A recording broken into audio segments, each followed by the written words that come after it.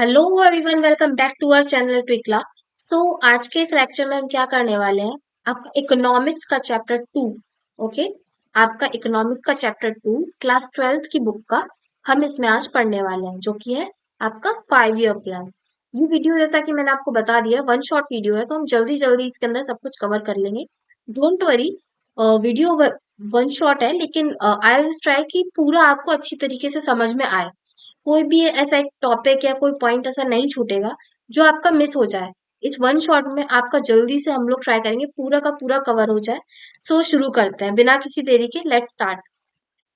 So let's start with a chapter. तो ये जो आपकी बुक यहाँ पर है, ये T R Jain and V K Ohri की बुक है, जिसमें कि बहुत ही कंसाइजली, बहुत ही टॉपिक वाइज चैप्टर में आपको हर एक टॉपिक को बताया गया है। तो आई थिंक आपको ये वाली बुक से पढ़ना चाहिए।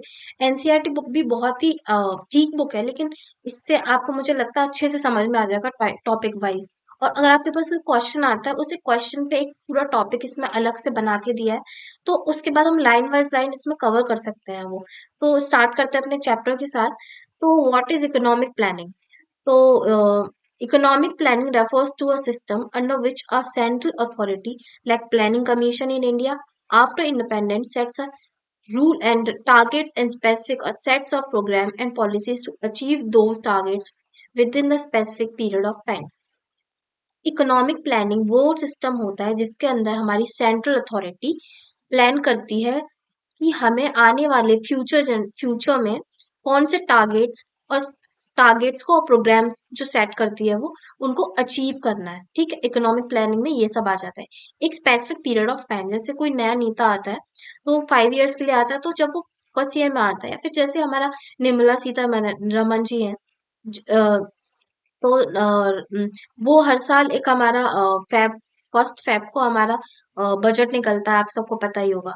ओके, तो हर साल का वो एक साल का एक पीरियड का वो निकालती है इकोनॉमिक प्लान, मतलब एक बजट निकालती है पूरे साल का कि हमें आने वाले टाइम में ग्रोथ किस टाइप से करना है, आगे कैसे बढ़ना है बिना किसी मतलब प्रॉब्लम्स को, और उसमें जो भी चीजें आती हैं उनको हटाकर हमें आगे कैसे ग्रोथ करना है। इकोनॉमिक प्लानिंग में हम इकोनॉमिकली प्लान करते हैं कि आने वाले टाइम में एक स्पेसिफिक पीरियड ऑफ टाइम में हमें हमारे क्या गोल्स हैं, क्या टारगेट्स हैं जिन्हें हमें पूरा करना है। तो this is called economic planning. Okay, तो फिर आपको यहाँ पे बताया था principal focus is on rational management of the scarce resources.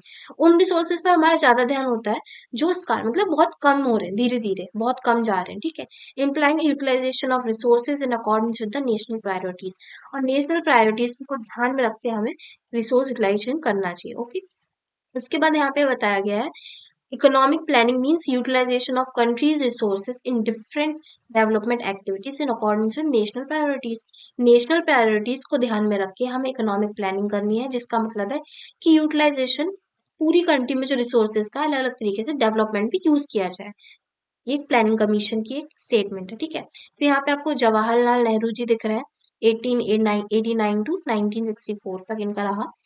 उसके बाद in India the idea of economic planning became a reality with the setting of planning commission in 1950 under the chairmanship of the Prime Minister Jawaharlal Nehru.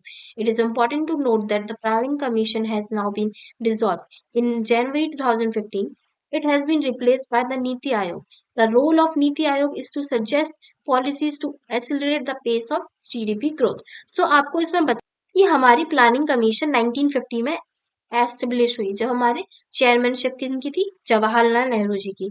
ये dissolve और लेकिन फिर धीरे धीरे फिर बाद में ये डिसॉल्व हो गई प्लानिंग कमीशन। नेहरू जी के टाइम पर चेयरमैनशिप पर ये एस्टेब्लिश हुई थी 1950 में, बट डिसॉल्व हो गई फिर ये आगे जाके इन जनवरी 2015 नीति आयोग से इसको रिप्लेस कर दिया गया, मतलब प्लानिंग कमीशन का नाम बदल के नीति आयोग कर दिया, लेकिन थी ये प्लानिंग कमीशन ही, जो पहले 1950 में एस्टेब्लिश की गई थी, लेकिन फिर बाद में इसको डिसॉल्व कर दिया गया था और फिर इसको नीति आयोग में कन्वर्ट करके 2015 में एक नया रूप दिया गया। तो आपको इतने में ही याद हो गया होगा, ये इंपॉर्टेंट चीज है, आपको याद रखनी है। The role of NITI Aayog is to suggest policies to accelerate the pace of GDP growth. NITI Aayog का क्या काम होता है? वो सजेस्ट करती है हमें ऐसी पॉलिसी जिससे कि हमारी जीडीपी ग्रोथ में अच्छा वो हो। ठीक है, उसके बाद हम आगे आते हैं। Indian constitution refers to economic and social planning existing in concurrent list of the 7th schedule. तो हमारे इंडियन कॉन्स्टिट्यूशन में जो इकोनॉमिक एंड सोशल प्लानिंग के बारे में लिखा हुआ है, वो हमारी कॉन्करेंट लिस्ट में आता है, जो कि हमारे 7th शेड्यूल में है। ओके। उसके बाद फिर आगे आते हैं, यहाँ पर आपको बताया economic and social spheres of comprehensive planning. Economic और सोशल स्फेयर्स बताए गए हैं आपको प्लानिंग के। In India planning covers economic as well as spheres activities of the, ठीक है। Agriculture, industry, transformation and trade are the example of the economic spheres. Education, health, and housing are the principal examples of the social spheres of planning. Planning that covers both the social and economic spheres of the growth is called comprehensive planning. Okay, तो यहाँ पे क्या दिया गया कि India के अंदर जो प्लानिंग होती है कवर करती है economic as well as social sphere of the activity. मतलब इकोनॉमिकली तो देखेगी, कवर करेगी चीजों को, सोशली भी करेगी, ठीक है। इसके बाद agriculture, industry, transformation and trade, इस ये भी एक एग्जांपल हो सकते हैं इकोनॉमिक स्फीयर्स के जिसमें प्लानिंग होती है। ओके, एजुकेशन, हेल्थ, हाउसिंग, इन सब के लिए भी एक प्लानिंग की जाती है। Planning the covers the most of social and economic sphere of the growth is called comprehensive planning. एक प्लानिंग के अंदर बहुत ही ज्यादा सोशल और इकोनॉमिक स्फीयर को कवर किया जाता है ग्रोथ के लिए, उसको हम कॉम्प्रिहेंसिव प्लानिंग कहते हैं। उसके बाद हम आगे आते हैं, next subject 5 year plans in India. ये आप ये मत देखना कि ये इस पे जो मार्किंग हो रही है ये बुक्स, ये मेरी ही बुक थी, इसको मैंने पीडीएफ में कन्वर्ट किया है। एक्चुअली मुझे पीडीएफ नहीं मिल रहा था, सो मैंने अपनी बुक से ही कन्वर्ट किया है। तो आप इसमें जो लाइनिंग वगैरह है इस पर ज्यादा ध्यान मत दीजिए, मैं आपको सब पढ़ा रही हूँ। और इसका एक शॉर्ट कंजाइज्ड वे आपको मैं एक प्रोवाइड करूंगी पीडीएफ के फॉर्म में, जिसमें आप बहुत शॉर्ट में सब कुछ समझ में आ जाएगा। मुश्किल से वो 6-7 पेज का है, तो आप उससे बहुत जल्दी कवर कर सकते हो। मैं आपको अपने डिस्क्रिप्शन में दे दूंगी, आप उसको ले लेना, ओके, वहां से। So 5 year plan in India, India adopted the model of 5 year plan as a period to the Soviet Union. India ने अडॉप्ट किया मॉडल हमारा 5 ईयर प्लान का as a period to Soviet Union, ठीक है। The first 5 year plan was introduce in 1951 में, हमारा first 5 year plan introduce हुआ। उसके बाद at the last in 2012, in between these area some annual plans भी कुछ इंट्रोड्यूस हुए, जैसे कि 3 एनुअल प्लान्स निकले। फर्स्ट हमारा 1 अप्रैल 1966 टू March 31, 1969, ठीक है। Another one is April 1, 1979 to March 31, 1980, okay, annual plans. And third one is that April 1, 1990 to March 31, 1992, okay. Differentiate 5 year plans and differentiate goals. It is important to note that the plans documents only specify the objective to be achieved in the 5 year plans, but also what to be achieved in long term. Long term is called a perspective plan. Long term plans को हम कहते हैं perspective plan, okay? और इसके ऊपर बताया गया है कि एक प्लान के लिए डिफरेंट गोल्स के लिए एक इम्पॉर्टेंट नोट ये दिया गया कि प्लान डॉक्यूमेंट्स पर only specify the objective achieve the 5 year plans. वो ऑब्जेक्टिव्स लिखे होंगे जो हमारे 5 ईयर प्लान में अचीव करने के लिए उसको इम्पोर्टेंट होंगे, वो लिखे जाएंगे। और लॉन्ग टर्म प्लान्स को हम कहते हैं पर्सपेक्टिव प्लान। ये 1 मार्कर में आ जाता है, तो आप इसको याद रखना। नेक्स्ट आ जाते हैं हमारे पीसी महानोबिलिस के बारे में। प्रशांत चंद्र महानोबिलिस is known as architect of Indian planning. इनको फादर भी कहा जाता है हमारे इंडियन आर्किटेक्ट प्लानिंग का, okay. And an eminent statistician, he made a landmark contribution to Indian planning. ये बहुत ही बड़ा इन्होंने कंट्रीब्यूशन इंडियन प्लानिंग में दिया है। एक बहुत बड़े अच्छे स्टैटिस्टिशियन है ये, और एक लैंडमार्क कंट्रीब्यूशन इनका इंडियन प्लानिंग में रहा है। During the second 5 year plan, when he develop a model of industrial investment, इन्होंने हमारा इंडस्ट्रियल जो हमारा एक फेज था उसमें एक अच्छा योगदान अपना दिया है कह सकते हैं हम, और इन्वेस्ट किया है, ठीक है। उसको हमने सेकंड 5 ईयर प्लान में देखेंगे। सेकंड 5 ईयर प्लान को ही इंडस्ट्रियल प्लान भी कह देते हैं क्योंकि इंडस्ट्रियल में ही ग्रोथ हुआ था। उसके बाद फिर हम आगे आ जाते हैं, महानोबिलिस made a significant contribution to the field of statistics in India. He establish Indian statistical institute in Calcutta. Calcutta में इन्होंने एस्टेब्लिश किया and started a journal Shankya, which is a respectable forum of its sections to share their ideas. तो इस जगह इन्होंने काम किया। फिर आते हैं need for planning in India.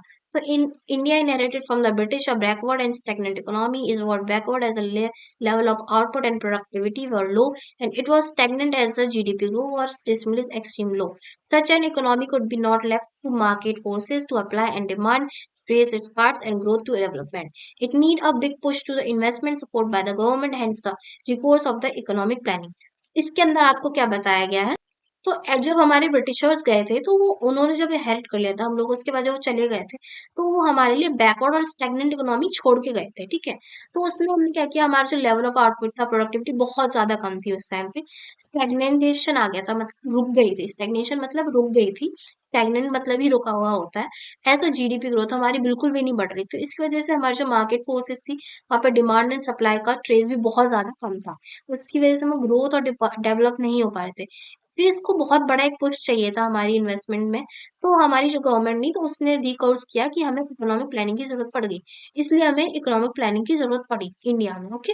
उसके बाद economic planning and economic system and planning in India.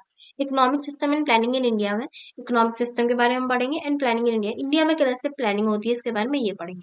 तो planning in India was closely link to the choice of economic system and in India. Economic planning India में बहुत ज्यादा relate करती है economic system से, okay. तो economic system refer करता है हमारा economic order in which the country it encompasses include, इसके अंदर जो चीजें आती हैं वो है the system of production, production कितना हो रहा है उसको सिस्टम देखना, प्रोडक्शन हमारा कितना हो रहा है, जितना प्रोडक्शन हमारा ज्यादा हो उतना ज्यादा हम उसको सेल आउट कर पाएंगे, ठीक है। उससे हमारा क्या होगा, इनकम बढ़ेगी तो जीडीपी ग्रोथ भी बढ़ेगी, तो ये एक फैक्टर हो गया। इसके बाद हमारा अगला फैक्टर जो है the system of resource allocation, resource को एलोकेट करना, ठीक है, ये दूसरा हो गया, ये सबसे बड़ा हो गया, रिसोर्सेज को एलोकेट करना बहुत बड़ी बात होती है। The system of distribution of goods and services in the economy, और डिस्ट्रीब्यूशन गुड्स एंड सर्विसेज का इकोनॉमी के अंदर, ठीक है। उसके बाद from the system of production when the mean of the way of the service are produce in the economy, from the system of resources allocation we mean what goods and services are produced in the economy, and from the system of distribution we mean the way people get rewarded for their factors, wages, labor, rent, and entrepreneurship and profit broadly. These are the three types of economy system: capitalistic economy, socialist economy, and mixed economy. These are the differentiate each of them and basis of degree of freedom and market forces in the economy. तो आपको इसके अंदर क्या, तो यहाँ पे production में ये बताया कि किस तरीके के गुड्स और सर्विसेज प्रोड्यूस हो रहे हैं इकोनॉमी, और वो रिसोर्सेज एलोकेशन उनका कैसे हो रहा है, तो इसकी वजह से हमें जैसे प्रोड्यूस हो रहे हैं चीजें, what goods and services produce in the economy, उसकी वजह से हम फॉर्म करनी पड़ती है, डिस्ट्रीब्यूशन सिस्टम के बारे में सोचना पड़ता है, जिससे कि पीपल को जिसमें कि डिस्ट्रीब्यूशन के साथ साथ पीपल्स जो और है उनको भी उनके फैक्टर सर्विसेज मिल सके, जैसे कि एक लेबर को उसका वेज मिल सके, एक लैंड को उसका रेंट दे सके, इंटरेस्ट कैपिटल पे इंटरेस्ट एंड एंटरप्रेन्योर पे प्रॉफिट। सो यहाँ पे जो थ्री टाइप्स में इकोनॉमी को डिवाइड किया गया है, सिस्टम तीन तरीके के बताया गया है, जिसमें कि पहला हमारा आ जाता है सोशलिस्ट इकोनॉमी, देन आ जाती है capitalist economy and mixed economy. तो दीज सिस्टम आर थोड़े थोड़े अलग हैं, डिग्री ऑफ फ्रीडम इनमें थोड़ा किसी में ज्यादा है किसी में कम है, मार्केट फोर्सेज में अलग तरीके से वर्क करता है, कोई अलग तरीके से वर्क करता है, तो उसमें ये बताया गया। उसके बाद आते हैं आगे, when market forces are allowed to function freely without investment from the government, capitalist economy or the socialism is said to be prevail. Profit maximization is undercurrent of production activity in the such an economy. तो यहाँ पे बताया गया है कि आपको freely and इन्वेंशनली of the government जो सिस्टम होता है उसमें, उसको हम कैपिटलिस्टिक इकोनॉमी भी कहते हैं, ठीक है। उसके बाद capitalistic economy is said to be prevail, इसमें क्या होता है, कैपिटलिस्टिक इकोनॉमी को हम प्रिवेल करते हैं, ध्यान नहीं देते हैं इस पे क्या होता है, इसमें क्या होता है कैपिटलिस्ट इकोनॉमी में, ये पूरा का पूरा ध्यान देती है अपना प्रॉफिट मैक्सिमाइजेशन पर, जबकि हमारा जो सोशलिस्ट इकोनॉमी है वो हमारा पब्लिक वेलफेयर पे काम करता है। कैपिटलिस्ट इकोनॉमी में हमारा सिर्फ प्रॉफिट मैक्सिमाइजेशन पर ध्यान दिया जाता है, ताकि पब्लिक वेलफेयर के ऊपर। उसके बाद आगे आते हैं, ये थोड़ा ब्लर है बच्चों, तो थोड़ा एडजस्ट कर लेना, बट मुझे समझ में आ रहा था, मैं आपको बता देती हूँ। When the market forces are not freely operated and the government decide what to produce, जब मार्केट फोर्सेस पूरी तरीके से फ्री नहीं होती और गवर्नमेंट को डिसाइड करना होता है कि क्या प्रोड्यूस करें, हाउ टू प्रोड्यूस, और क्या किसके लिए कैसे प्रोड्यूस करें, एंड होम टू प्रोड्यूस, और किसके लिए प्रोड्यूस करें, तो वो इकोनॉमी होती है, वो सोशलिस्ट इकोनॉमी हो जाती है। For is set to be prepare maximization social welfare, इस पे ज्यादा ध्यान दिया जाता है, and is on current production activities in such an economy. When the government and market forces together decide what is produced, जब मार्केट और government दोनों मिलके प्रोड्यूस करने के बारे में सोचते हैं क्या प्रोड्यूस करना है और किसके लिए प्रोड्यूस करना है, वो जाती है हमारी मिक्स्ड इकोनॉमी, जो कि इंडियन इकोनॉमी भी है, ठीक है। तो मैक्सिमाइजेशन ऑफ प्रॉफिट एंड इसमें क्या होता है, दोनों पर ही ध्यान दिया जाता है, प्रॉफिट पर भी और सोशल वेलफेयर पर भी, तो दोनों मिलके काम करते हैं, तो ये होता है। उसके बाद हमारी जो इंडियन इकोनॉमी है वो मिक्स इकोनॉमी है, तो हम कैपिटलिस्टिक इकोनॉमी की बात कर लेते हैं। सॉरी फॉर दैट, ये इतना ब्लर हो गया ना कि मैंने ठीक से किया था, बट आप समझ जाओगे, मैं बता देती हूँ आपको बोलकर। A capitalistic economy also called market economy. जो कैपिटलिस्टिक इकोनॉमी होती है हमारी, वो उसको हम मार्केट इकोनॉमी भी कहते हैं। Capitalistic economy defined as one term which means the production owned by the individual. किसी एक के हाथ में इकोनॉमी मतलब होती है, उसका ओनर होता है, and the individual are free to take the economic decision. और वो इंडिविजुअल फ्री होता है अपने इकोनॉमिक डिसीजन पर। मार्केट में प्राइस बढ़ा भी सकता है, डाउन भी कर सकता है, उसके हाथ में होता है सब कुछ। कैपिटलिस्ट इकोनॉमी में मतलब प्राइवेट ओनरशिप होती है, ठीक है। और इसमें प्रॉफिट मैक्सिमाइजेशन होता है। इसके फीचर्स क्या है? सबसे पहला, there is a private ownership. Private ownership जो पॉइंट्स मैं आपको बता रही हूँ वो आप सिर्फ याद रखो, और आप हेडिंग डालना, उसके अंदर लिख देना बस पॉइंट वाइज, तो आपको पढ़ने की ज्यादा जरूरत पड़ेगी ही नहीं, है ना। आप समझ लो खाली, तो आप लिख लोगे अपने आप। प्राइवेट ओनरशिप सबसे पहले तो ये हो जाता है कि प्राइवेट ओनरशिप इसमें देखी जाती है कैपिटलिस्ट इकोनॉमी में। उसके बाद हम प्रोडक्शन के आगे बात करते हैं, तो प्रॉफिट आर मैक्सिमाइज, मतलब ज्यादा से ज्यादा प्रॉफिट मैक्सिमाइजेशन पर ध्यान देता है, ना कि लेबर बहुत चीप, और मतलब if labour is cheap, labour intensive methods are produce in employed and vice versa. मतलब लेबर को तो बहुत कम पैसों में रख लेते हैं, लेकिन प्रॉफिट अपना पूरा निकालना होता है इनको मार्केट में। And those goods are produce can be sold at the profit either the domestic market for more market. और ये जो हमारा जो प्रोडक्ट होता है ज्यादातर इसको बेचा जाता है प्रॉफिट कमाने के लिए, and the domestic in the domestic market और फॉरेन मार्केट। हमारे इंडियन मार्केट में भी और फॉरेन मार्केट में भी, जो कि बहुत महंगा होता है, हमें देखने को मिलता है। Distribution of goods among the people happen on the basis of purchasing power. Purchasing power के ऊपर डिस्ट्रीब्यूशन इसमें देखा जाता है, the ability of people to pay for the goods and services is purchasing power. Okay, किसी एक इंसान के पास कितनी एबिलिटी है, मतलब कितना पैसा है कि वो एक गुड पर और सर्विस पर लगा सकता है, ठीक है। The role of the government is targetedly confined in the maintenance of the law in order to defend the country।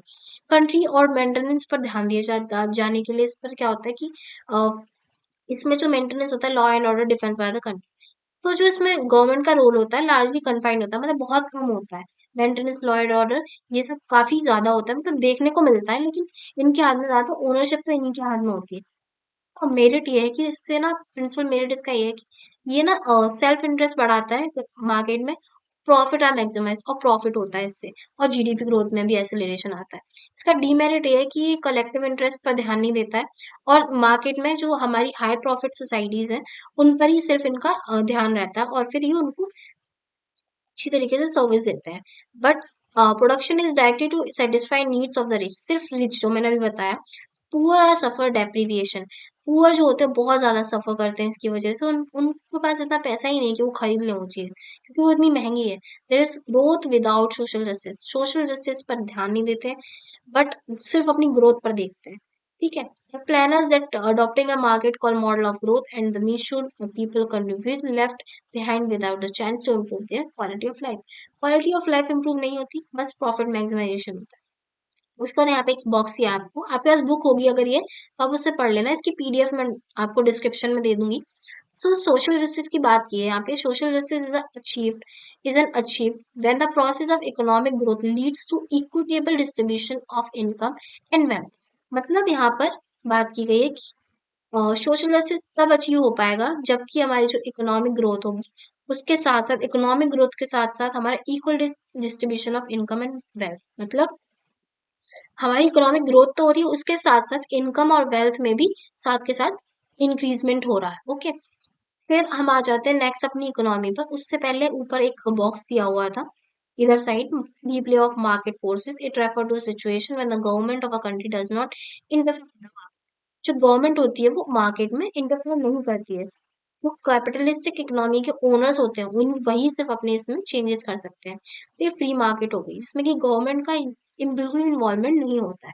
Producers are free to allocate resources of the production of different goods and services within maximizing the profit। सिर्फ profit पर ध्यान देते हैं। दूसरा point ये है, they will be simply produce a goods in which the fetch the high price and the profit no matters whether the minimum food shelter clothing। रहने के लिए, खाने के लिए जो मिनिमम चीजें होती है उन पर ध्यान ना देके पुअर लोगों की, ये सिर्फ प्रॉफिट मैक्सिमाइजेशन वही बात बताई है।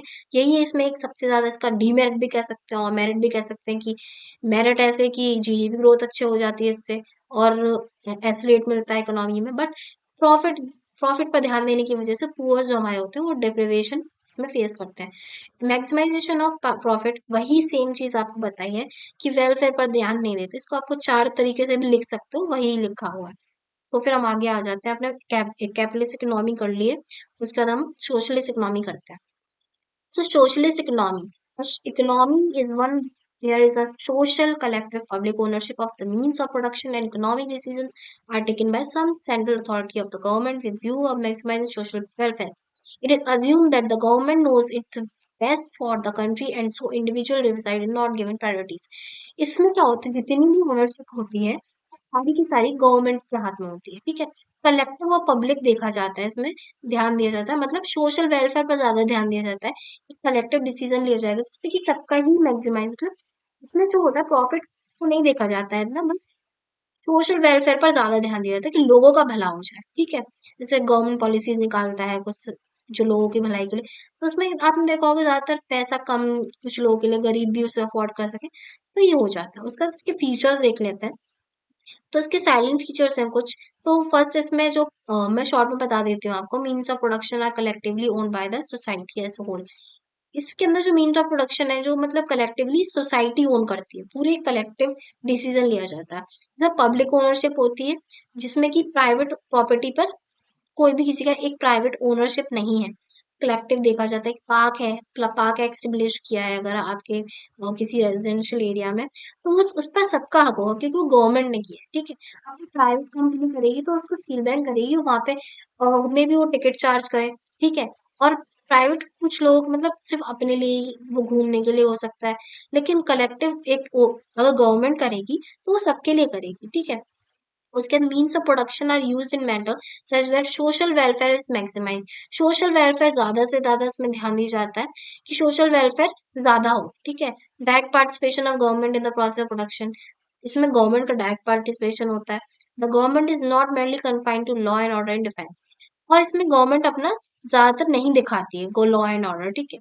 उसके बाद फिर मतलब लॉ एंड ऑर्डर रहता है लेकिन गवर्नमेंट ही इसको कर रही है ना, तो गवर्नमेंट के ऊपर इतना वो नहीं होता है। तो मेरिट्स पे बात करते हैं इसके हम। Socialist economy achieve equality in the distribution of income process and the, मतलब इसमें सोशल जस्टिस होता है, सबको इक्वलिटी की तरफ से मतलब इनकम एंड वेल्थ पर आगे बढ़ते हैं, ये हो गया। लेकिन डीमेरिट वही है, जीडीपी में इसमें मैक्सिमाइजेशन नहीं होता है, ठीक है, वही इसमें बताया गया है। और सोशलिस्ट जैसे कि यहाँ पे बताया, it is owing to the demerit that the ancient socialist economies Soviet Union and China switch over market economy from the control economy. Control economy से पहले गवर्नमेंट का इसमें रहता था, ये लोग अब स्विच हो गए मार्केट इकोनॉमी में। जबकि इसमें हमारा देख सकते हैं कि इसमें मैक्सिमाइजेशन प्रॉफिट का नहीं हो पाता है, इसे ये लोग स्विच कर गए, फिर ये आगे बढ़ गए। लेकिन हम लोग तो सब कुछ लेके चल रहे हैं क्योंकि हमारी मिक्स्ड इकोनॉमी है, ठीक है। उसके बाद हम मिक्स्ड इकोनॉमी की बात करते हैं, तो इंडियन इकोनॉमिक सिस्टम जो हमारा इंडिया में भी परफॉर्म किया जाता है।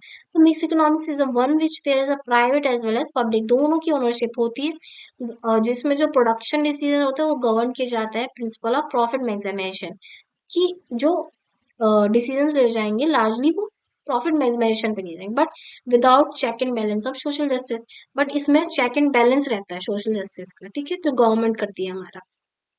फीचर्स, इसके फीचर्स है mean of production by private as well government, दोनों करते हैं। सिंपल है, आप खुद भी लिख सकते हो बना के। इसका प्राइवेट सेक्टर जो होता है वो प्रोडक्शन पर ध्यान देता है, गवर्नमेंट जो होती है इसके प्रॉफिट मैक्सिमाइजेशन वो लोग ध्यान देते हैं। बट फिर इसके हम बात करते हैं public sectors, social welfare rules of the rules, but both and both public sector plays a significant role in process of production. तो इसमें बता, इसमें प्राइवेट और पब्लिक सेक्टर दोनों ही इसमें सिग्निफिकेंट रोल प्ले करते हैं। उसके बाद हम मेरिट की बात कर लेते हैं। तो इसमें क्या होता है मेरिट में, मिक्स इकोनॉमी में, इसमें दोनों ही कंबाइंड होते हैं, capitalistic and socialist economy. On one hand GDP growth is encouraged, एक तरफ जीडीपी ग्रोथ भी बढ़ती है और साथ के साथ पब्लिक वेलफेयर भी होता है, सोशल जस्टिस भी दूसरी तरफ आगे बढ़ता है। इतना ही बताया इसमें। इसकी डीमेरिट्स की बात कर लेते हैं। The principle is government in inefficient and corruption, इसमें बताइए डीमेरिट की गवर्नमेंट सेक्टर जो होता है वो काफी सारे करप्शन से भरा हुआ है, इन्फ्लेशन सेंस के साथ साथ, इसकी वजह से low level of efficiency and productivity होती है। It is owing to this demerit mixed economies are gradually opting the privatization of the public enterprises. India जैसी कंट्री में मिक्स इकोनॉमी है gradually opting for privatisation, privatisation करने की तरफ बढ़ता है धीरे धीरे पब्लिक एंटरप्राइजेस को, ठीक है। It may be noted that the most economies of the world are now mixed economies. अब काफी सारी वर्ल्ड में काफी सारी इकोनॉमीज है जो मिक्स इकोनॉमी हो चुकी है, the production decision govern by largely by the market forces and for demand and supply, but the regulator way the direct और इनडायरेक्ट रेगुलेशन ऑफ गवर्नमेंट। क्योंकि गवर्नमेंट का हमारा रेगुलेशन रहता है और market and force demand private sector में रहता है। लेकिन फिर नेक्स्ट हम बात करते हैं कि leaders and planners of the independent India sought to mix economic system and ideal strategy of the growth, avoiding the extreme versions of the capitalistic and socialism. Capitalistic और सोशलिज्म के एक्सट्रीम वर्जन्स को ध्यान देकर अ, अ, इसमें ideal structure में growth को अवॉइड करते हैं। अवॉइड द एक्सट्रीम वर्जन मतलब कैपिटलिस्टिक और सोशलिस्ट के एक्सट्रीम वर्जन को अवॉइड करता है, लेकिन ध्यान देता है कि मिक्स इकोनॉमी में आइडियल स्ट्रक्चर ऑफ ग्रोथ मतलब ग्रोथ हो एक तरीके से। जो हमारे लीडर्स थे उन्होंने पहले ऐसा सोचा था, ठीक है। The industrial policy resolution of 1948, इस डेट को आप याद रखना, 1 मार्क का क्वेश्चन है ये आपका इंपॉर्टेंट।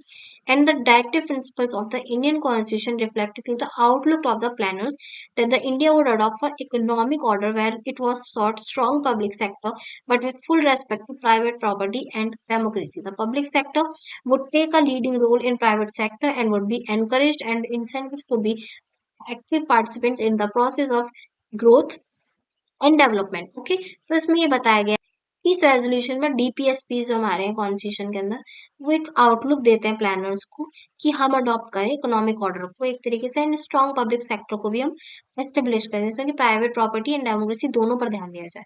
तो पब्लिक सेक्टर वो टेक अ लीडिंग रोल, लेकिन जो पब्लिक सेक्टर होता है उसको एक अच्छा रोल मिले, इसमें प्राइवेट सेक्टर को भी एनकरेजमेंट मिले, उसके साथ साथ दोनों का पार्टिसिपेशन होना चाहिए और ग्रोथ भी होनी चाहिए और डेवलपमेंट भी होना चाहिए।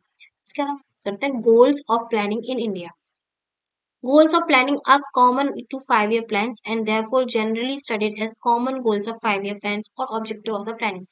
अब हम इसमें 5 years plans के बारे में बात करेंगे, डिस्कस करेंगे कि उसमें क्या-क्या चीजें हैं जो ग्राउंड रियलिटीज इसमें पता चलेंगी इंपॉर्टेंट, और जो आपके सिलेबस में डिस्कस किया जाए, जिसके ऊपर फोकस किया जाए। तो हमारे कुछ कॉमन गोल्स होते हैं 5-year plans में जिनको हमें कवर करना पड़ता है।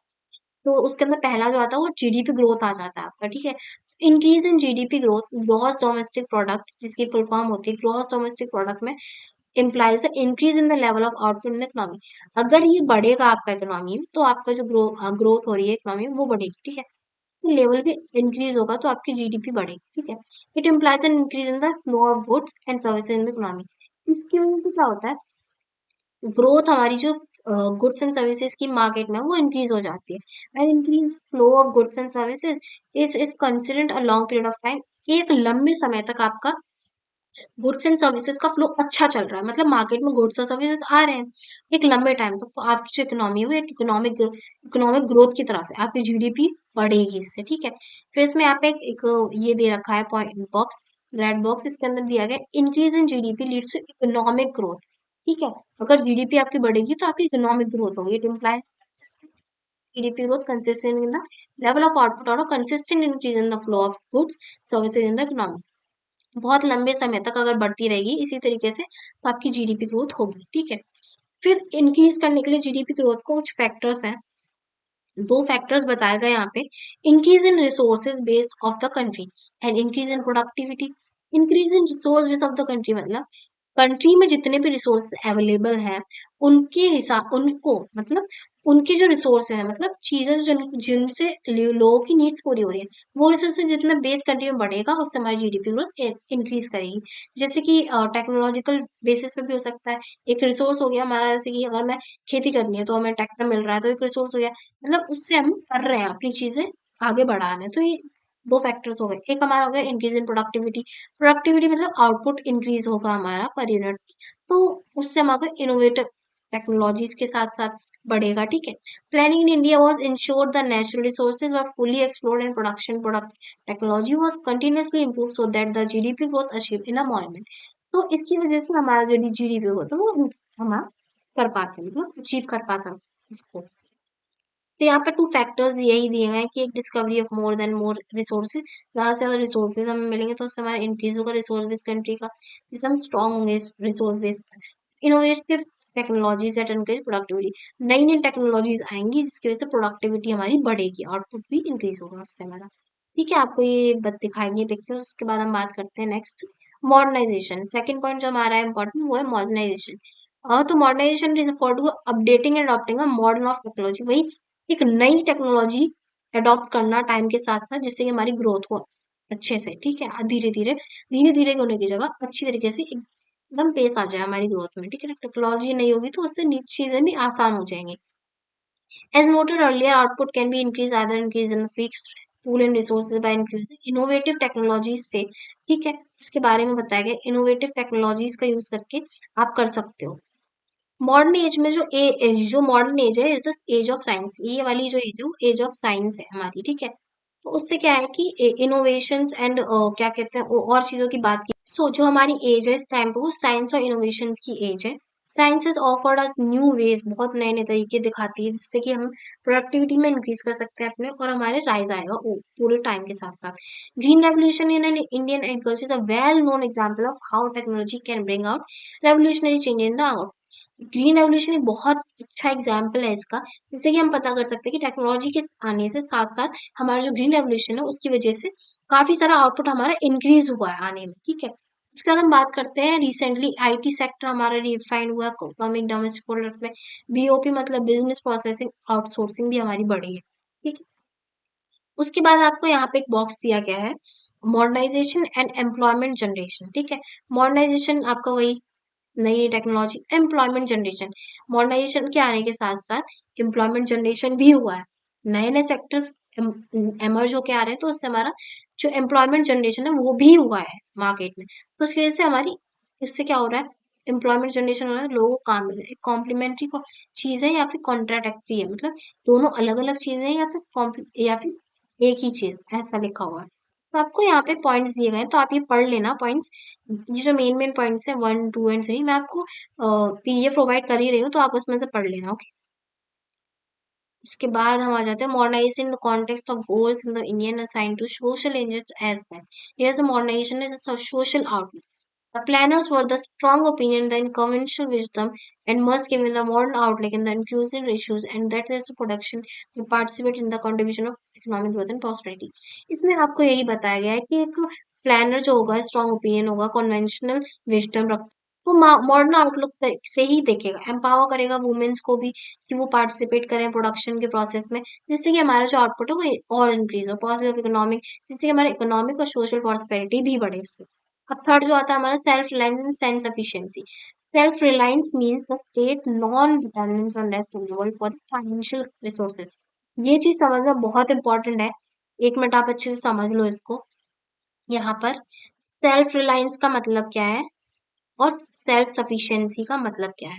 तो यहाँ पर आपका सेल्फ रिलायंस का जो मतलब है, एक सेकेंड, यहाँ पे आपका सेल्फ रिलायंस का मतलब है,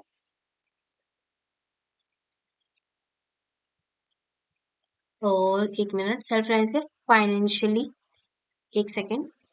तो यहाँ पर आपको बताया गया है कि जो आपका ये सेल्फ रिलायंस है इसका मतलब होता है फाइनेंशियली, ठीक है। और जो आपका दूसरा है वो है हमारा domestic product,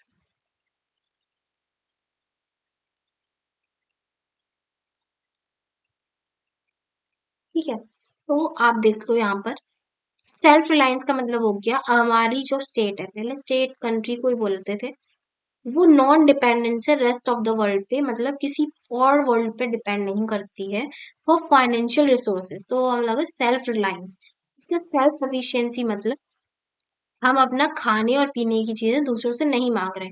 self sufficiency refers to the state of non dependence upon the rest of the world for the supplies in the domestic economy. मतलब हम गेहूं अपना खुद उगाते हैं, किसी दूसरे पर हम लोग डिपेंडेंट नहीं है ना खाने पीने के लिए, वो बताया गया है आपको यहाँ पर। तो आप इसको अच्छे से इसका स्क्रीनशॉट भी ले सकते हो, यहाँ पे लिखा हुआ भी है, तो आप इससे ध्यान रखना, ओके। फिर हम बात करते हैं नेक्स्ट आपकी आगे। This in twin goals of the self-sufficiency was accorded a high priority during the seven plans. The basic ideas was to expose Indian economy to the political pressure from the rest of the world simply because we are dependent upon them and supplies the essential goods. For needs to the 1965 US threatened to swap goods and food into India। देखो यहाँ पे 7 5 plans किए गए हैं हमारे, जो basic जो starting के थे। Self reliance and self sufficient, दो गोल्स को भी इसमें देखा गया है अच्छी तरीके से। उसके बाद हम यहाँ पे देखते हैं कि इमीडिएट हैपेनिंग्स इन यूएसए हमारा जो है 1965 में हमें थ्रीट कर रहा था कि वो हमारा खाना पीना रोक देगा, grains of the food export करना, मतलब हमसे एक्सपोर्ट करना छोड़ देगा। एक्सपोर्ट का मतलब क्या हो गया कि बाहर भेजना, हमारे लिए भेजे, हमें भेजेगा नहीं, क्योंकि it is not solve then the war with Pakistan. तो फिर हम लोगों ने ये बोला था कि अगर जो क्या कहते हैं हमारा तो इसमें ये था कि यूएसए ने थ्री ये कहा था इंडिया को कि अगर उसने पाकिस्तान के साथ वॉर नहीं रोकी तो जो एक्सपोर्ट करता है वो इंडिया से वो रोक देगा। ये बात हुई थी, ठीक है। उसके बाद India wanted to be self sufficient and food grain, यहाँ तक कि ये इससे ये पता चलता है कि हमारे पास काफी हम लोग सेल्फ सफिशिएंट थे फूड ग्रेन का प्रोडक्शन अवॉइड करके to uncertain supplies from the rest of the world. तो हम लोग को किसी से जरूरत नहीं है अपने सेल्फ सफिशिएंट होने के लिए, ठीक है। तो हम सेल्फ सफिशिएंट है, सेल्फ रिलायंस, फाइनेंशियली हम लोग डिपेंडेंट नहीं होते हैं, ठीक है। फाइनेंशियली हम लोग स्पोर्ट्स वगैरह करते हैं अपने फाइनेंशियल कंडीशन को ठीक करने के लिए, जीडीपी ग्रोथ के लिए, ठीक है। उसके बाद फिर आपको यहाँ पे आता है इक्विटेबल डिस्ट्रीब्यूशन और इक्वेलिटी के बारे में। Economic growth would become a meaningless exercise in benefit actors in the handful hand. Equitable distribution of resources में इसमें आ जाता है इक्विटेबल डिस्ट्रीब्यूशन। समझो आप पहले, इक्विटेबल डिस्ट्रीब्यूशन मतलब एक जैसा डिस्ट्रीब्यूशन, इक्वल डिस्ट्रीब्यूशन, और इक्विटी मतलब इक्वल, मतलब इकोनॉमिक ग्रोथ बेकार है अगर उसके साथ साथ आप ये नहीं देख रहे हो, ग्रोथ के साथ साथ ये नहीं देख रहे हो कि उससे सिर्फ डिस्ट्रीब्यूशन से सिर्फ कुछ हैंडफुल लोगों का ही भला हो रहा है, मार्केट में और लोगों का भला उससे नहीं हो रहा है, मतलब बाकी को तो मिल ही नहीं पा रही ना वो चीजें, बाकी तो सफर कर रहे हैं उसकी वजह से। Equitable distribution in economy implies a social and one of the principal source of goals in India. A planners in stress the point of the citizen must basic needs of food. इससे India में एक stress की बात point of निकाला citizen से कि कम से कम लोगों की बेसिक नीड्स तो पूरी हो जाए, फुलफिल हो सके, clothing, shelter, besides education and health care, इन सब पे, ठीक है। उसके बाद इसके अंदर आपको इक्वल डिस्ट्रीब्यूशन उसके बारे में बताया गया है, आप पढ़ लेना। उसके बाद हम आगे आते हैं अचीवमेंट ऑफ द गोल्स। तो the syllabus restrict the study of achievement of the goals during the period of 1950 to 1990 when the first 5 year plan was conducted, ठीक है। 1950 से 1990 के बीच की बात बता रहे हैं गोल्स ऑफ प्लानिंग में। उसके बाद हम यहाँ पे करते हैं आगे हमारा however the bird's eye a view और the brief discrimination of achievement and presented in terms in following observation। achievements हमारे goals के कुछ हैं जो यहाँ पे दिखाए गए, ठीक है। increase in national income, ठीक है। तो हमारा बताया गया है कि prior to planning nationalized income in India increased at the rate of 0.5% से बढ़ी annual income and the end of the seventh plan के एंड होने तक इस ये हमारी बढ़ के 5.8% हो गई। ये हमारी एक अचीवमेंट है। इंक्रीज इन नेशनल इनकम के एक पॉइंट हो गया। उसके बाद रिफॉर्म्स इन एग्रीकल्चर में क्या रिफॉर्म्स आए, through technology land reform focus on the abolition of intermediates को हटा दिया टेक्नोलॉजी के थ्रू, और वो डायरेक्ट भी शायद बेच सकते हैं, ऑनलाइन बेचते हैं यहाँ तक कि लोग अपने फर्टिलाइजर्स वगैरह, यहाँ तक कि जो काउडंग होते हैं ना उसको भी लोग ऑनलाइन बेचने लगे हैं, उसके लिए भी कोई इंटरमीडिएट नहीं है कि आप पहले किसी को बेचोगे गांव से उसके बाद वो जाएगा, आप ऑनलाइन डाल दो अपने और फिर वहां से आप प्रोवाइड करवा सकते हो उसको डायरेक्टली। तो ग्रीन रेवोल्यूशन एक self sufficient food government and hallmark change एक बहुत बड़ा एग्जाम्पल है इसका। उसके बाद हम बात करते हैं growth and diversification of industry, industry का डाइवर्सिफिकेशन और ग्रोथ की बात करते हैं। तो 5 ईयर प्लान के साथ हमें एक बिग पुश मिला है इसमें भी, तो यह कैपिटल गुड्स इंडस्ट्रीज इंक्रीज की हैं, स्टील, मैकेनिकल और chemical industries at consumer and consumer goods industry substantial growth to achievement growth of self sufficiency के बारे में बात किया, ओके। उसके बाद by the end of the 1990, Indian economy have achieved the recognition of the emerging industrial economy. Economic infrastructure means the transportation of the economy, communication, irrigation facilities, power generation capacity, banking, insurance, and the others. इसमें economic infrastructure में बताया कि railway एक काफी अच्छा हमारा largest ने जो उसने कर लिया, इस वजह से एम्प्लॉयमेंट भी बढ़ रही है, इंफ्रास्ट्रक्चर में जो हमारा इंक्रीज हुआ है, पावर जनरेशन कैपेसिटी बढ़ गई, ट्रांसपोर्टेशन, कम्युनिकेशन सिस्टम, ये सब में बहुत ज्यादा डेवलपमेंट आया। उसके बाद सोशल इंफ्रास्ट्रक्चर की बात करते हैं तो हेल्थ एंड एजुकेशन फैसिलिटीज आ जाती हैं इसके अंदर, जो कि टाइम के साथ साथ बूस्ट की गई हैं, जिसमें कि लोगों की लाइफ एक्सपेक्टेंसी रेट भी बढ़ा है। पहले at the time of independence के टाइम पर 40 और 45 कुछ था और फिर अब बढ़ के 65 हो गया।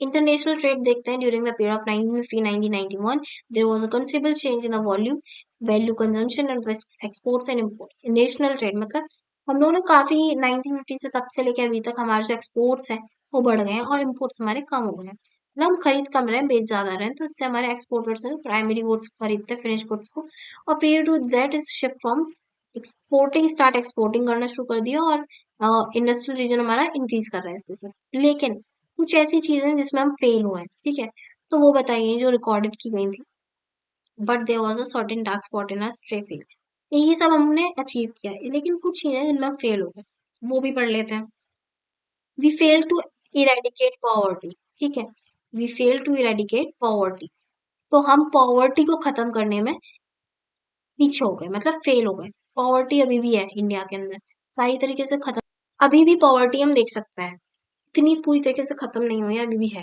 We fail to curb the high rate of inflation महंगाई को हम नहीं अभी भी कंट्रोल कर पा रहे हैं इसमें हम फेल हुए हैं we fail to contain crisis of unemployment अभी भी लोगों के पास जॉब्स नहीं है अभी भी लोग ऐसे अनएम्प्लॉयमेंट घूम रहे हैं तो काफी इस चीज में हम फेल हुए हैं we fail to generate economic and social infrastructure needed to bring government in the place of और इकोनॉमिक और सोशल इंफ्रास्ट्रक्चर में भी हम फेल हुए हैं ठीक है तो फिर इसके आगे बात किया गया है कि पब्लिक सेक्टर के ऊपर फोकस कर रहे हैं क्वेश्चनेबल आता है इसके ऊपर क्वेश्चन खड़े करते हैं इकोनॉमिक इंडियन इकोनॉमी पे कि इससे क्या कहते हैं सिर्फ ज्यादा अच्छी चीजें नहीं कर पाए हम लोग लेकिन उन्होंने काफी अच्छा भी किया है according to there was a substantial shift in the strategy of growth इससे एक शिफ्ट आया स्ट्रेटेजी ग्रोथ में इन द ईयर ऑफ 1991 में जिससे कि एनईपी इंट्रोड्यूस किया गया न्यू इकोनॉमिक पॉलिसी लाई गई 1991 में इसमें आपको डिजाइन किया इम्प्लीमेंटेड के फर्स्ट प्रोसेस ऑफ ग्रोथ मतलब ग्रोथ को और आगे बढ़ाने के लिए this is a comprehensively discuss in the chapter 4 में इसके बारे में बहुत ही डिटेल डिस्क्रिप्शन है इसके बाद आपका जो